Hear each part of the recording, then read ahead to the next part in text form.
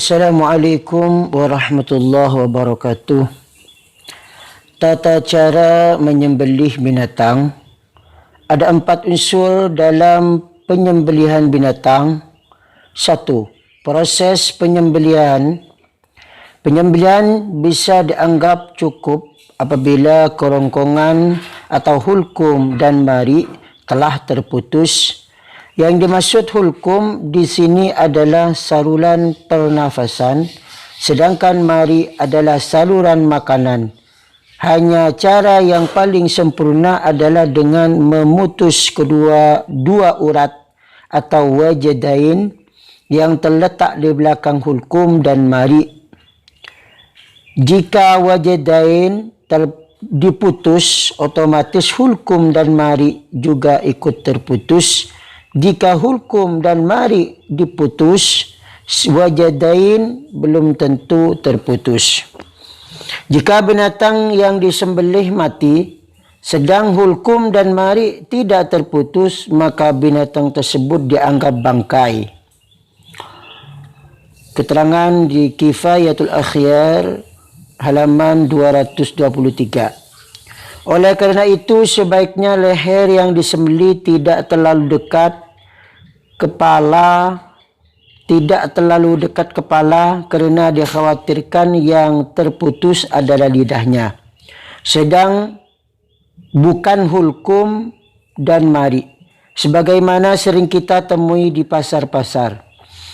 Ciri yang paling mudah untuk mengetahui sah dan tidaknya sembelihan ayam ialah bila setelah disembelih tanpa 2 saluran dari arah kepala, mari dan hulkum, maka sembelihannya sah.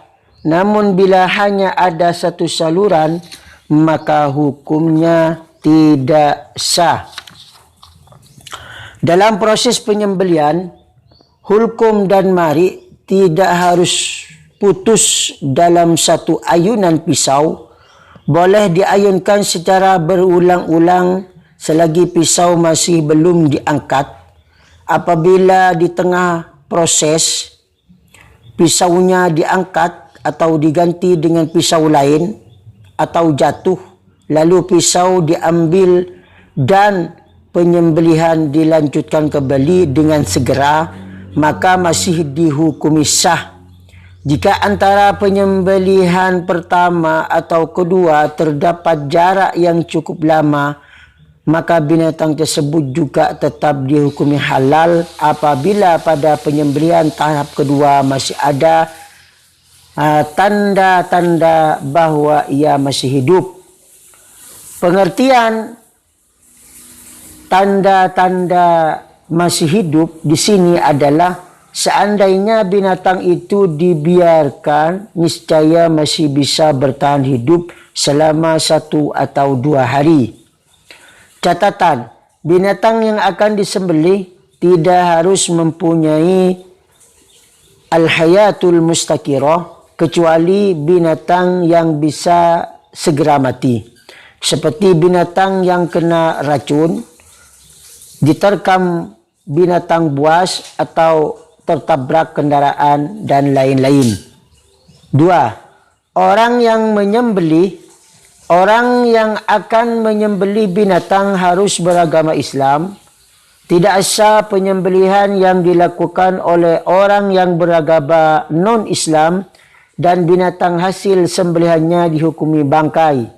Ada 4 kelompok orang yang makruh menyembelih, yaitu orang gila, anak kecil yang belum tamyiz atau pintar, orang buta dan orang yang sedang mabuk. Hanya hukum sembelihan mereka dianggap sah jika memenuhi syarat-syarat penyembelihan yang ada. 3. Binatang yang disembelih. Binatang yang akan disembelih harus binatang yang boleh dimakan. Menyembelih binatang yang haram dimakan hukumnya haram kerana termasuk takzib. Binatang yang akan disembelih ada 2 macam. 1. Magdurun ala zakatihi, Artinya binatang tersebut bisa dan memungkinkan untuk disembelih. Penyembelihan binatang ini sebagaimana biasanya. Ghairu maqdurin ala zakatihi, artinya binatangnya sulit atau tidak memungkinkan untuk disembelih, seperti binatang liar atau binatang jinak yang menjadi liar. Maka cara penyembelihannya cukup dengan melemparkan benda tajam dengan ada qasdu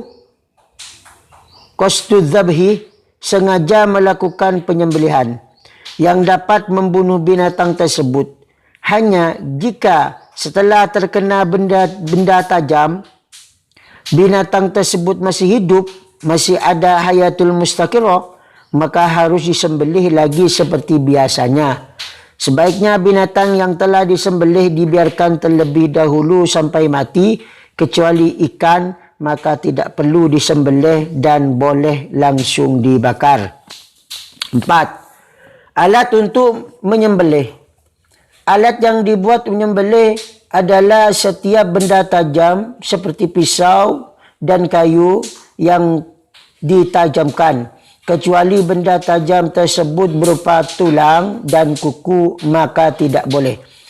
Alat penyembelihan berupa mesin termasuk benda tajam dan hasil sembelihannya boleh dimakan asal telah mengikuti ketentuan yang ada. Selain benda tajam seperti pisau, tumpul, ketepil, senapan, tidak boleh dibuat menyembelih binatang. Sebab binatang tersebut mati bukan kerana tajamnya, tetapi kerana kerasnya benda mengenai binatang tersebut.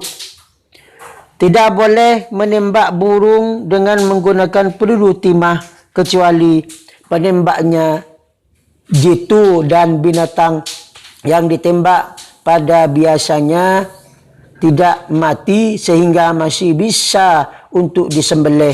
Seperti angsa, binatang yang ditembak hukumnya tidak halal dimakan kecuali setelah ditembak masih terdapat tanda-tanda hayatul mustaqirah.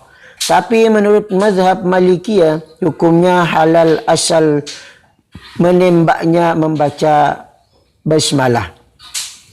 Sunat-sunat dalam menyembelih. 1. Membaca basmalah. 2. Membaca salawat kepada Nabi Muhammad sallallahu alaihi wasallam.